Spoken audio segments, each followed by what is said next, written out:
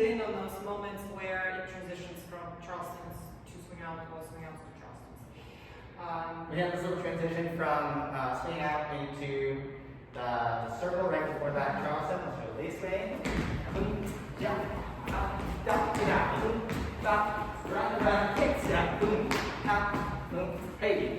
Doing that kick step on 7/8 in the circle kind of sets you up for Charleston on that one.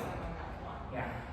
But in general, it's like Brian very clearly starts doing Charleston, and it feels different. So I start doing it.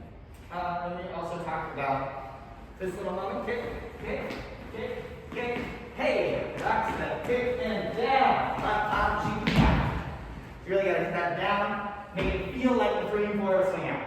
One thing you have to workshop is on kind of the kick around. Brian actually stays pretty close to me, and then on that down is where essentially the shape and the feel of it is like a 3 and 4 of a swing out. So he really like gets down, going that way, going square like this. You know, all the things you